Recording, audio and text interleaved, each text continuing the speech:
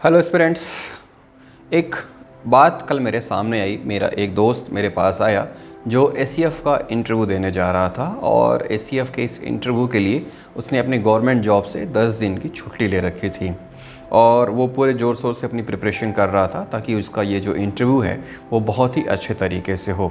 लेकिन कल जैसे ही नोटिफिकेशन आया कि एसीएफ के इंटरव्यू अब अगले आदेश तक के लिए टाल दिए गए हैं तो वो बहुत ही निराश हो गया। वो मेरे पास आया, बैठा और बोला कि कुछ समझ में नहीं आ रहा है क्योंकि ये प्रक्रिया लगभग 3 वर्ष होने को है और अभी तक पूरी नहीं हो पाई है। ऐसे में अब क्या करूं? जो छुट्टियां बची थी उसने भी इस एग्ज़ाम के लिए, इंटरव्यू के लिए बची हुई छुट्टियों को भी अप्लाई कर दिया और अब अगर आगे की डेट जब भी आती है तो उसे अब इसकी तैयारी के लिए छुट्टियां नहीं मिलेंगी क्योंकि उसके पास छुट्टियां बची ही नहीं हैं। जो छुट्टियां बची थी वो उसने पुराने रिटन एग्ज़ाम के लिए ले लिया और बची हुई छुट्टियाँ अभी उसने इंटरव्यू के लिए ले लिया था। तो ऐसे में बहुत ही हताश और निराश फील कर रहा था। तो उसकी इस कंडीशन को देख के मुझे ये फ़ील हुआ कि ऐसे ही कंडीशन कमोवेश आप सभी की ही होगी जो अभी एसीएफ का इंटरव्यू देने जा रहे हैं या फिर जिन्होंने पीएससी का इंटरव्यू दे दिया है 2021 का और इंटरव्यू देने के बाद भी अभी तक रिज़ल्ट सामने नहीं आए।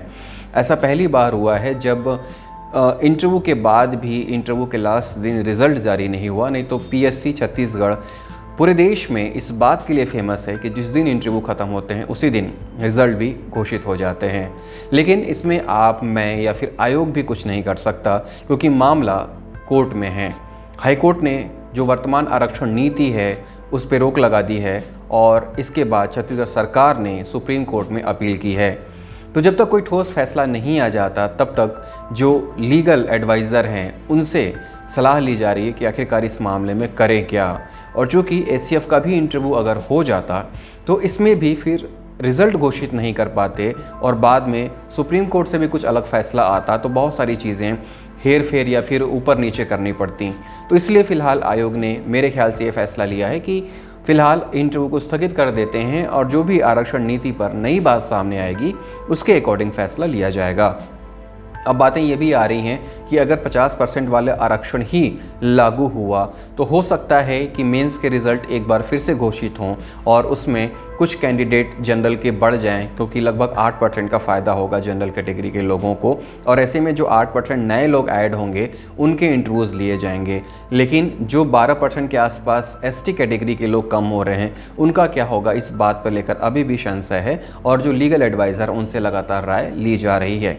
तो फिलहाल मेरा ये वीडियो लाने का उद्देश्य ये है कि अगर आप इस वक्त खुद को डीमोटिवेट फील कर रहे हैं, आपको ऐसा लग रहा है कि एग्ज़ाम्स होने वाले थे लेकिन नहीं हुए, इंटरव्यू होने वाले थे नहीं हुए, तो आप क्या करें? तो आप जो है अपना मोटिवेशन बना के रखिए। आप अपने आप में जो आपका कॉन्फिडेंस है उसको बना के रखिए और जिस तरह से आपकी तैयारी चल रही थी उसको लगातार आप लेकर आगे बढ़ते रहिए। देखिए, अगर अभी पीएससी 2021 के रिज़ल्ट नहीं आए तो क्या हुआ, कल तो आने ही हैं। और एसीएफ का इंटरव्यू अभी नहीं हुआ तो क्या हुआ, कल तो ये इंटरव्यू होना ही है और आपको सिलेक्शन चाहिए तो चाहिए। तो क्या अगर इस एग्ज़ाम का या फिर इंटरव्यू का रिज़ल्ट अगर रुक जाता है या इंटरव्यू पोस्टपोन्ड हो जाता है तो आप पढ़ाई करना छोड़ देंगे? बिल्कुल भी नहीं, क्योंकि आप अपने लक्ष्य के प्रति लगातार अडिग हैं और आप उस लक्ष्य के प्रति निरंतर आगे बढ़ने का प्रयास कर रहे हैं। तो ऐसे में ये समय मोटिवेट होने का है, डीमोटिवेट होने का नहीं। देखिए, कहावत है ना पुरानी, कि जो भी होता है अच्छे के लिए ही होता है। तो आप बस ये मानिए कि आपके सिलेक्शन में थोड़ी बहुत बाधाएं आपका रास्ता रोकने का काम कर रही हैं और अगर आप इन बाधाओं को पार कर ले जाते हैं तो आपकी उस पोस्ट को आपको पाने से कोई नहीं रोक सकता है। तो इसलिए आप लगातार पढ़ते रहिए। आप ये मान के चलिए कि आपकी तैयारी शायद उतनी अच्छी नहीं थी और ये इंटरव्यूज़ हो जाते तो आप उतने बढ़िया से परफॉर्म नहीं कर पाते। आप ये सोचिए कि आपको और अच्छे से तैयारी करने के लिए थोड़ा सा और वक्त मिल गया है। हालांकि मुझे पता है कि ये कहना बहुत आसान है और जो इंटरव्यू दे रहे हैं उनके सिचुएशन को समझना बहुत मुश्किल है, लेकिन दोस्तों यकीन मानिए कि मैं भी इन्हीं फेज़ से गुज़रा हूँ, इसलिए मुझे इस सिचुएशन का बहुत ही गहराई से अंदाज़ा है। मैंने जब मेंस दिया था 2019 वाला तो एग्ज़ाम 3 बार टले थे। उस वक्त कोविड का प्रोटोकॉल था।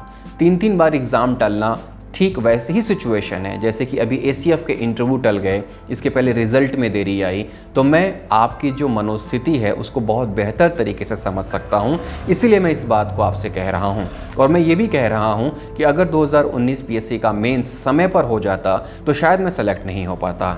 उसके बाद फिर एक बार डेट आगे बढ़ी, उसमें भी शायद मैं सेलेक्ट नहीं हो पाता, और एक बार जब एग्ज़ाम टला फिर से अक्टूबर में, तो उस वक्त तक मेरी तैयारी फिर पुख्ता हो पाई। मैं इसलिए कह रहा हूं क्योंकि हमेशा समय कम लगता है जब आप प्रिपरेशन करते हैं, मन से प्रिपरेशन करते हैं। जो पढ़ता ही नहीं है या जो फिर सिर्फ एग्ज़ाम देने जाता है उसके पास तो समय ही समय है, लेकिन जिसके पास मन से पढ़ने की क्षमता है, जो सोचता है कि पूरा सिलेबस कंप्लीट कर ले, उसको हमेशा ये लगता है कि मेरे पास समय बहुत कम है। इसलिए ये जो एक्स्ट्रा समय आपको मिल रहा है, इसमें आप अपनी तैयारियों को और धार दीजिए, उसको और शार्प करिए, ताकि जो क्वेश्चन शायद आपसे छूट रहे थे वो क्वेश्चन अब आपसे बिल्कुल भी ना छूटें। तो इस तरह से आप अपनी हिम्मत और हौसले को बना के रखिए, ताकि आने वाले समय में जब भी इंटरव्यू हो तो आप और बेहतर तरीके से परफॉर्म कर पाएँ।